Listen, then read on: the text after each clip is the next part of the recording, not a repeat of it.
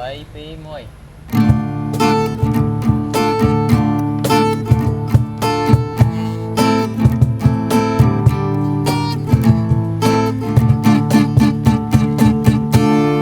ស្រាមួយកែវលើកជូនសង្សារសូមបងពេញសាមលួងមើលទៅលួងមើលទៅស្រាក៏ឆ្ងាញ់រុំអូនក៏ស្រស់ស្រាក៏ឆ្ងាញ់រុំអូនក៏ស្រស់ទីនេះហើយគឺគុំឋានស្រងសុខសាន្តរបស់បងរបស់បង